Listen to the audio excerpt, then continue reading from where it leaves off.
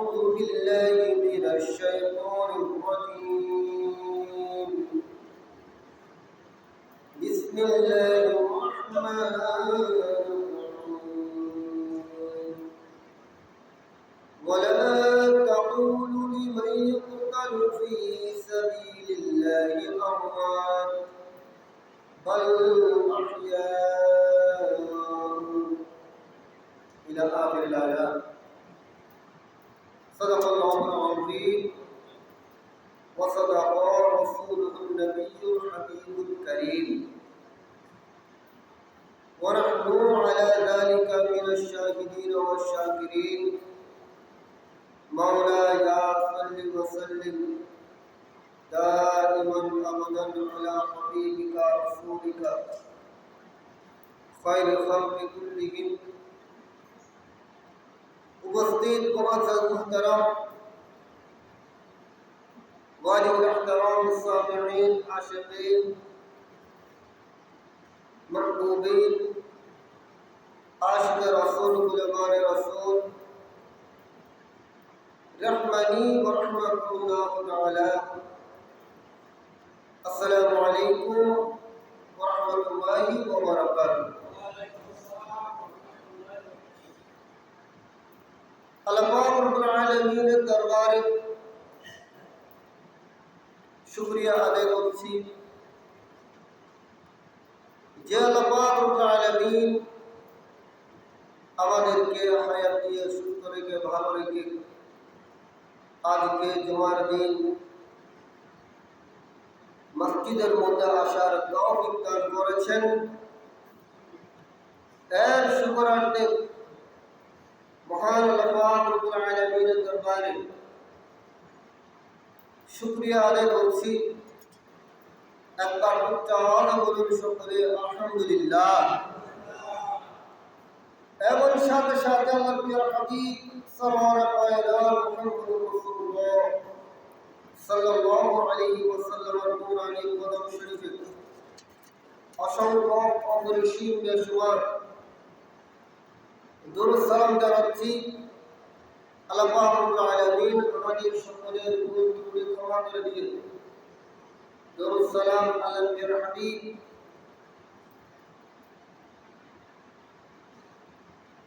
হুজুর আকরাম সাল্লাল্লাহু আলাইহি ওয়াসাল্লামের নূরানী কদম শরীফে হাদিয়াটুকু পৌঁছে সকলে বলুন আমিন। সম্মানিত মুসলিম কিরাম, পবিত্র কুরআন কারীম থেকে আয়াতে কারিমা তেলাওয়াত করেছি। অল্প সময়ের মধ্যে চেষ্টা করব বিশেষ করে শুদ্ধওয়ালা অসংখ্য হাদিস শরীফ এনেছেন, এখান থেকে আলোচনা করার চেষ্টা করব। আল্লাহ রাব্বুল আলামিন যদি তৌফিক দান করেন। প্রিয় হাজিরিন, আল্লাহ রাব্বুল আলামিন কুরআন কারীমের মধ্যে বলেছেন ওয়ালা তাকুলু লিমান ইউকতালু। আল্লাহ পাক কুরআন কারীমের মধ্যে বলেছেন তোমরা বলবে না, তোমরা মুখ দিয়ে কি করবে না, বলবে না। কি বলতে নিষেধ করেছেন? আমার আল্লাহ বলেছেন লিমান ইউকতালু, যিনি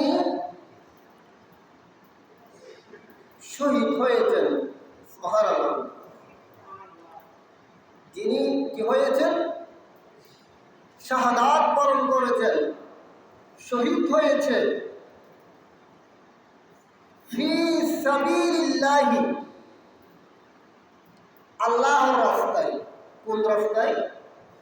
আল্লাহর রাস্তায়। যে আমার বান্দা মুমিন বান্দা, মুনাফিক কাফের নয়, মুমিন বান্দা যারা আমার রাস্তায় শহীদ হয়েছে, ইন্তিকাল হয়েছে, তাদেরকে তোমরা মৃত্যু বলো না। সুবহানাল্লাহ। কি বলতে নিষেধ করেছেন?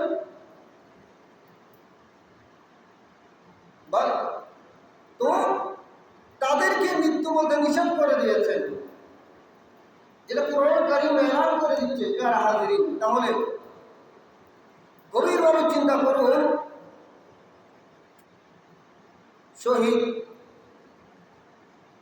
শহীদের অনেক মর্যাদা।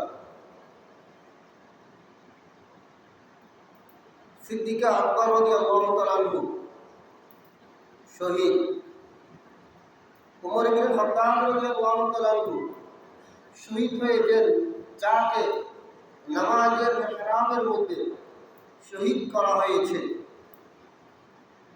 ফজরের নামাজের সময়।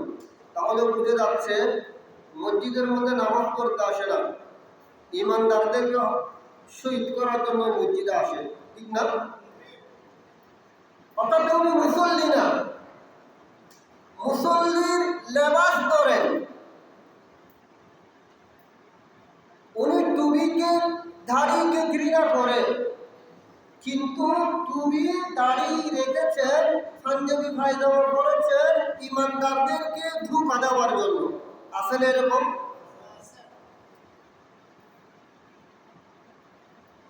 প্রতারণা করার জন্য। আজকে সৈয়দুশ শুহাদা ইমাম আলী মাকাম রাদিয়াল্লাহু তাআলা আনহু যাকে শহীদ করেছেন, তাদের মধ্যেও তো টুপি ছিল, পাগড়ি ছিল, নামাজি ছিলেন। যে ইমাম আলী মাকাম রাদিয়াল্লাহু তাআলা আনহু আমার প্রিয় মুস্তাফা সাল্লাল্লাহু আলাইহি ওয়াসাল্লাম এমন ভালোবাসতেন, এখানে একটা হাদিস শরীফ নকল করেছেন তিরমিজি শরীফ থেকে।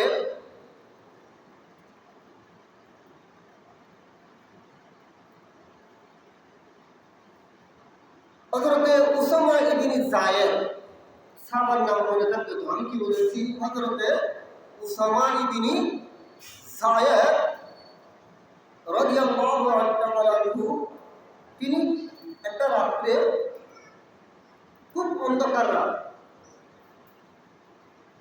যে কোনো কারণে আমার নবীর দরবারে গিয়েছেন। বরকত বলুন সুবহানাল্লাহ। আমার নবীর দরবারে গিয়েছেন উসামা ইবনে যায়েদ রাদিয়াল্লাহু আনহু, দুনিয়া করেন। অনেকক্ষণ পর্যন্ত উসামা ইবনে যায়েদ রাদিয়াল্লাহু তাআলা আনহু আমার রাসূলের সাথে আলাপ আলোচনা করেছেন, কথা বলেছেন আদরের সাথে।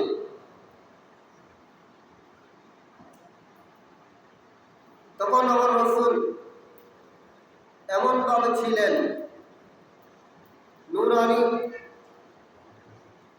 চাদর মুবারক দিকে ছিল, নূরানি জিসিম মুবারক মধ্যে ছিলেন। আমার রাসূল সুন্দর করে বসা অবস্থায় ছিলেন, কিন্তু আমার নবীর কোনো নড়াচড়া নেই, আমার নবীর কোনো কি নেই, হরকত নেই। স্বাভাবিক কিছুক্ষণ বসে থাকলে আমরা তো নড়াচড়া করি, এক পা তুলে এক পা নামিয়ে, এক পাশে বসে থাকতে কষ্ট হয়, ঠিক না? পা ব্যথা করে, পা ঝিনঝিন করে, এই কারণে নড়াচড়া করতে হয়। কিন্তু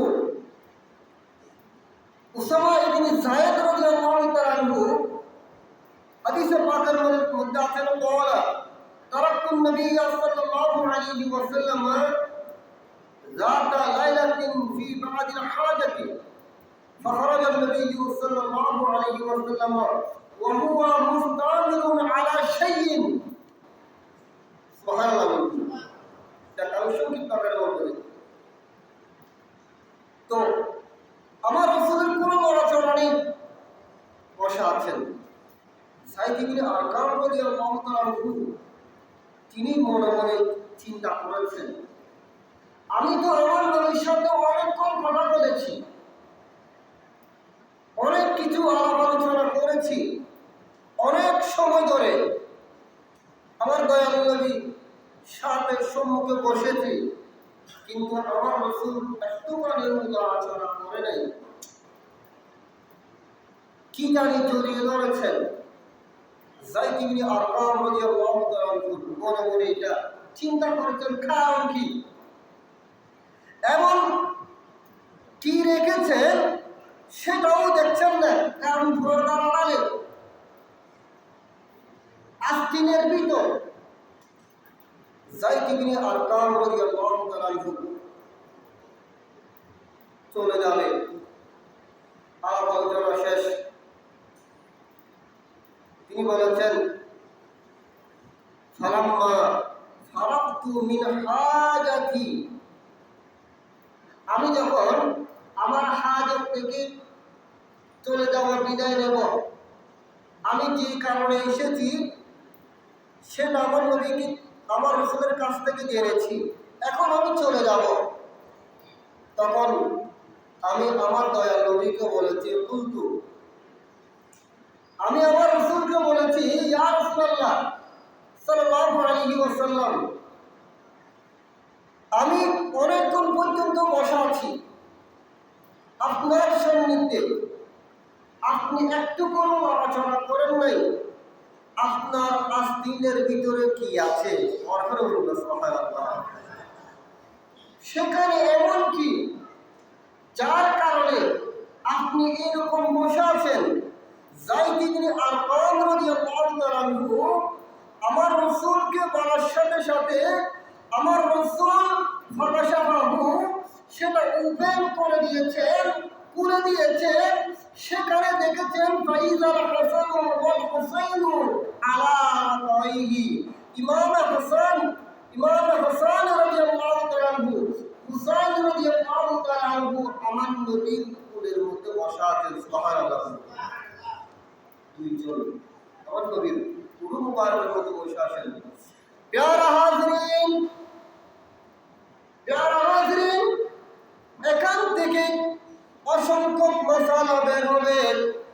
ইমামে আলী মাকাম, ইমামে হাসান রাদিয়াল্লাহু তাআলা, ইমাম হুসাইন রাদিয়াল্লাহু তাআলা, তারা দুজন যুক্ত ছিলেন, আমার নবীর আস্তিনের ভিতরে লুকিয়েছিলেন, বসা ছিলেন।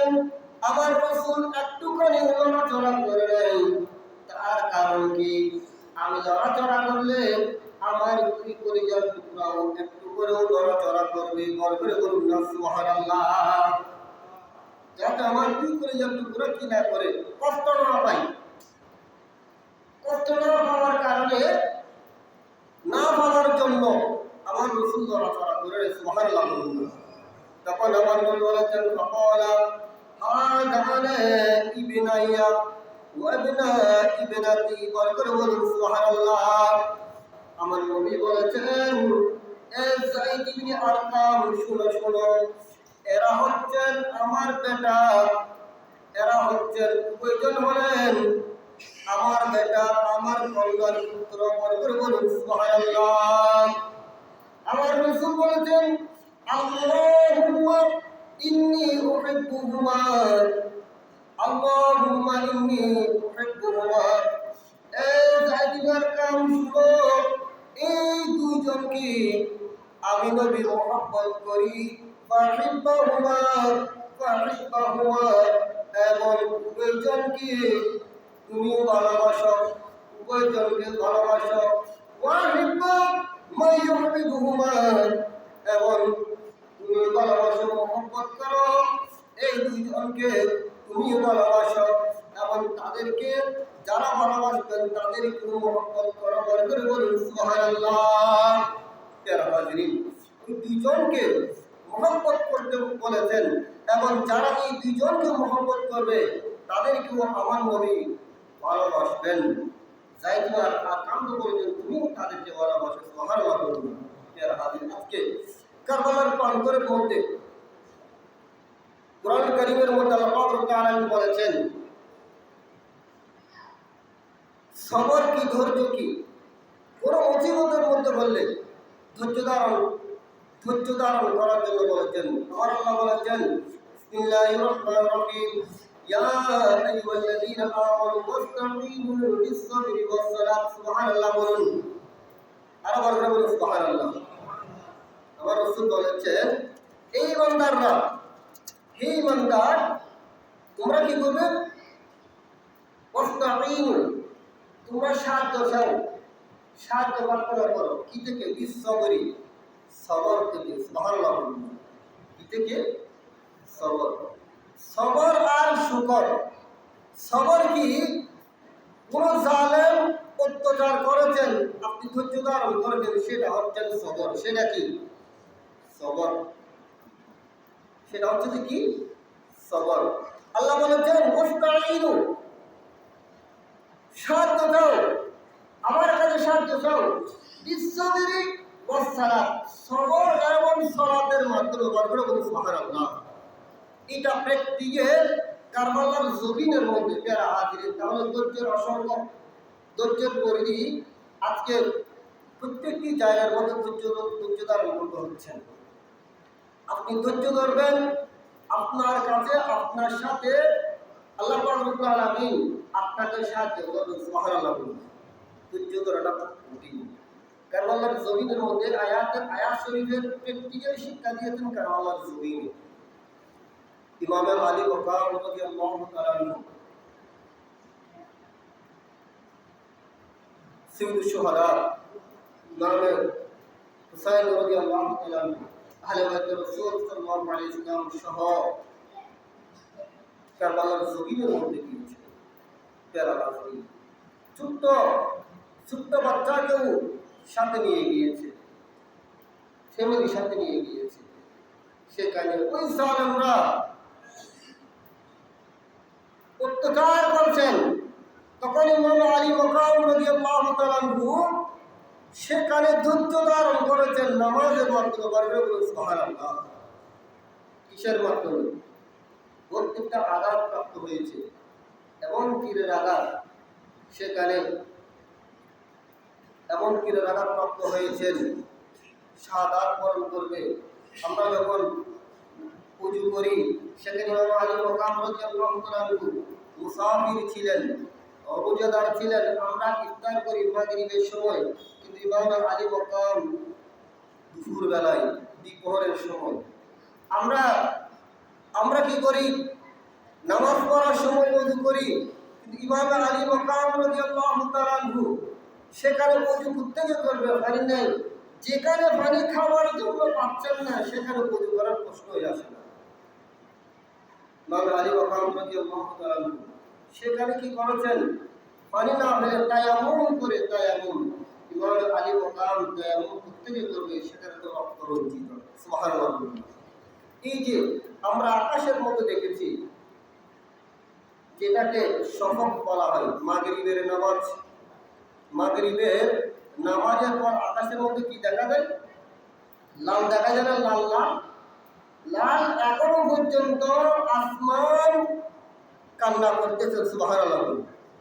আশিকুর রাসূল তো কাঁদে, এখনো পর্যন্ত আকাশ কান্না করতেছেন।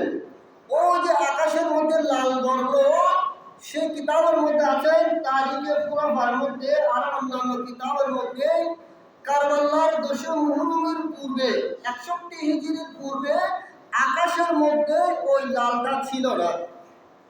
আকাশের মধ্যে ওই লাল হয়েছে ইমাম আলী মাকাম রাদিয়াল্লাহু তাআলা যখন কারবালার জমিনের মধ্যে শাহাদাত হয়েছেন, তখন সারা আসমান লালে লাল হয়ে গিয়েছে। বলবেন সুবহানাল্লাহ। রক্ত রঞ্জিত হয়ে গিয়েছে, রক্ত রঞ্জিত। ওই আসমান রঙ্গন করেছেন। কিতাবের মধ্যে আছেন তারিখে খুলাফা, বিশ্ববিখ্যাত কিতাবের মধ্যে আছেন ইমাম আলী মাকামের জন্য জিন জাতি পর্যন্ত ক্রন্দন করেছেন। সুবহানাল্লাহ। আওলাদ রাসূলকে জিন জাতি পর্যন্ত মহব্বত করে, ইনসান মহব্বত করে। কারণ আওলাদ রাসূলকে মহব্বত করার নাম ঈমান। ওই লালটা আস্তে আস্তে ক্রমান্বয়ে দামে দামে দামে দামে আস্তে আস্তে চলে যাচ্ছে, দামে দামে যাচ্ছে। এটা এখন পর্যন্ত সন্ধ্যা হলে কারবালার কথা মনে পড়ে যায় ও লাল চিহ্নের কারণে। যারা সালাতু ইয়া রাসূলুল্লাহ সালামুন ইয়া আমার নবী বলেছেন আমার হুসাইন আমার হাসানকে মহব্বত করবে বরকত বলুন সুবহানাল্লাহ। আরেকটা হাদিস শরীফ যেটা খুতবা শরীফের মধ্যে রয়েছেন আমার নবী খুতবা দিচ্ছেন, মসজিদের মধ্যে খুতবা দিচ্ছেন, সেই সময় ইয়াখতুবুনা ইযা জা আল হাসান ওয়াল হুসাইন সুবহানাল্লাহ বলুন। আমার নবী যখন খুতবা দিচ্ছেন ইমাম হাসান এবং হুসাইন এসেছেন সুবহানাল্লাহ বলুন। দুইজন ছোট্ট ছোট্ট বাচ্চা যখন এসেছেন আলাইহিমা কামিসান আহমারান, দুইজনের গায়ের মধ্যে আপনার লাল জামা ছিল, ইয়ামশিয়ায় আপনার সেখানে ছোট্ট ছোট্ট বাসা মিশ্রিত দুরা কাটার লাল জামা ছিল। দুইজন ছোট্ট ছোট্ট আমার নবীর কাছে এসেছেন। আমার নবীর কাছে যখন এসেছেন তখন দুইজনকে দেখে ছোট্ট বাচ্চা তারা কেনা করতেছে। আমার নবী আর দেরি করে নাই, ফানাজালা রাসূলুল্লাহ সাল্লাল্লাহু আলাইহি ওয়াসাল্লাম মিনাল মিম্বরি, আমার রাসূল মিম্বর থেকে নেমে গিয়েছেন। গড় করে বলুন সুবহানাল্লাহ। যেখানে খুতবা হচ্ছেন সেখান থেকে মিম্বর থেকে নেমে যাওয়া প্রশ্নই আসে না, এটা কারোর জন্য খাস না। মিম্বর থেকে নেমে ফাহামালাহুমা, আমার রসুল ওয়াদাহুমা, উভয় দুইজনকে আমার রসুলের সামনে বসিয়েছেন। গড় করে বলুন সুবহানাল্লাহ। আমার রসুলের সামনে বসিয়েছেন এবং এই দুইজনকে আমার নবী নিয়ে নিয়েছেন। সুবহানাল্লাহ বলুন। একটু করে চিন্তা করুন, যেখানে খুতবা হচ্ছেন, যেখানে খুতবা হচ্ছেন, আলাপ আলোচনা হচ্ছেন, এটা কারোর জন্য এই কাজটা করা নিষেধ, আমার নবীর জন্য খুশুসি। আমার নবী বুঝিয়েছেন উম্মত তোমাদেরকে আমি নবী এলান করে দিচ্ছি, শিক্ষা দিচ্ছি, আমার দুইজন নাতিকে তোমরা মহব্বত করো। বড় করে বলুন সুবহানাল্লাহ। কারণ আমার রসুলের নাতি আওলাদ অন্যান্য আওলাদ থেকে আমার নবীর নাতি আলাদা। সুবহানাল্লাহ বলুন। কুরআন কারীমের মধ্যে বলেছেন ইয়া নিসাআন নবিয়িনা লাস্তুন্না কাহাদিন মিনান নিসা। বড় করে বলুন সুবহানাল্লাহ। কুরআন কারীম এলান করছেন অন্যান্য রমণী থেকে আমার রসুলের বিবি যান যেটা উম্মাহাতুল মুমিনিন সেটা আলাদা বেবেসাল। সুবহানাল্লাহ। সেটা কি একটু করে খেয়াল করবেন, পৃথিবীর মধ্যে অসংখ্য মহিলা আছে না নাই? মহিলা আছে না? অসংখ্য মহিলা আছে। অন্যান্য মহিলা থেকে অন্যান্য মহিলার আকার আকৃতি যেরকম উম্মাহাতুল মুমিনিন সেম হবে, কিন্তু আমার নবী বলেছেন, কুরআন কারীম এলান করে দিয়েছেন আমার রাসূলের বিবি জান উম্মাহাতুল মুমিনিন অন্য মহিলা থেকে আলাদা। সুবহানাল্লাহ। প্যারা হাজিরিন, তাহলে বুঝে যাচ্ছেন আমার রাসূলের বিবি আমাদের মেয়ে বেমিসাল। আমার নবীর সাথে জিসিম মুবারকের সাথে যা কিছু বেজেছেন সেগুলো হচ্ছেন বেমিসাল। আমার নবীর ফাগরি মুবারক বেমিসাল, আমার নবীর যুব্ব মুবারক বেমিসাল, আমার নবীর সমস্ত আম্বিকরাম থেকে বেমিসাল। এই হিসাবে যদি আপনি যদি ধরতে যান কিয়ামত যত উম্মত আসবেন আমার রাসূলের কলিজার টুকরা আওলাদ কোন বেমিসাল। বড় করে বলুন সুবহানাল্লাহ। এদের সাথে কারোর সাথে কোনো কি দেওয়া যাবে না, তুলনা দেওয়া যাবে না। তাদেরকে মুহাব্বত করা ঈমান। বড় করে বলুন সুবহানাল্লাহ। সালাতুন ইয়া রাসূলুল্লাহ সালামুন ইয়া। প্যারা হাজিরিন, এই সময়ে আরেকটি গুরুত্বপূর্ণ বিষয়, সিয়াসতের কিতাব কয়টা? 6টা। কয়টা? বুখারী শরীফ, মুসলিম শরীফ, তিরমিজি শরীফ, নাসাই শরীফ, আবু দাউদ শরীফ, ইবনে মাজাহ শরীফ। আলহামদুলিল্লাহ বলেন কয়টা? 6টা। এই 6টা হচ্ছেন সিয়াসতের কিতাব। অর্থাৎ এই কিতাবগুলা প্রত্যেকটি প্রতিষ্ঠানে, সরকারি বলেন বেসরকারি বলেন, প্রত্যেকটি মাদ্রাসায় এই কিতাবগুলা পড়ানো হয়। আলহামদুলিল্লাহ বলেন। আমি দেখেছি, এটা বলতে হচ্ছেন কারণ আমার কথা রেকর্ড হচ্ছে, এগুলা মিডিয়ার মধ্যে যাবে। ঈমান হেফাজত করার জন্য মুরব্বীদের বয়স হয়ে গিয়েছে, অত আল্লাহ ডাক দিলে চলে যাবেন। তো আমাদের ভবিষ্যৎ প্রজন্মকে গাইডলাইন দিতে হবে, যাতে আমাদের ভবিষ্যৎ প্রজন্ম ব্যতিক্রম আহলে সুন্নাত ওয়াল জামাত থেকে বিচ্ছিন্ন না হয়। ঠিক কিনা বলেন না? এই কিতাবগুলো আমি এর বাইরে যাব না। তার মধ্যে আরেকটা কিতাব মিশকাত শরীফ, যে কিতাব তাও পড়ানো হয়। আমি দেখেছি এই কিতাবের মধ্যে সাহাবায়ে কেরাম রাদিয়াল্লাহু তাআলা আনহুমের ফজিলত বর্ণনা করেছেন। সুবহানাল্লাহ বলুন। সাথে সাথে আহলে বাইত রাসূল সাল্লাল্লাহু আলাইহি ওয়াসাল্লামের ফজিলত বর্ণনা করেছেন। সুবহানাল্লাহ বলুন।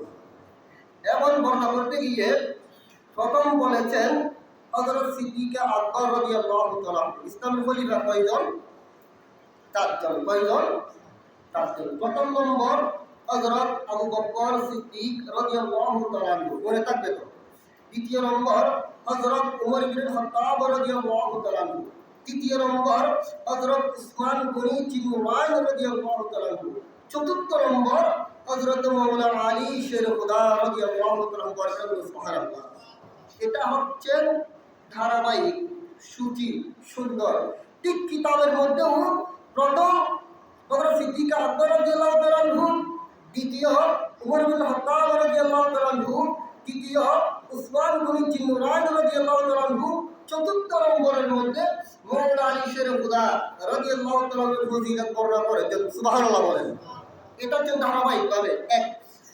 কারণ এটা কেন বলা হচ্ছে, বর্তমান প্রেক্ষাপট শিয়া ফিরকারা ওই তিন খলিফাকে মানে না। রাসূল করিম সাল্লাল্লাহু আলাইহি ওয়াসাল্লামের পর হযরত মাওলানা আলী শের খুদা রাদিয়াল্লাহু তাআলা কাস্তান দিচ্ছে। নাউযুবিল্লাহ বলেন। এই কারণে এগুলো বলতে হচ্ছেন। এক দ্বিতীয় হচ্ছেন, একটা হচ্ছেন তিরমিজি শরীফ, মিশকাত শরীফ এবং বুখারী শরীফ, সহিহুল বুখারী। যে বুখারী শরীফ কুরআন শরীফের পরের স্টেট হচ্ছে কি শরীফ? বুখারী শরীফ। আলহামদুলিল্লাহ বলেন না।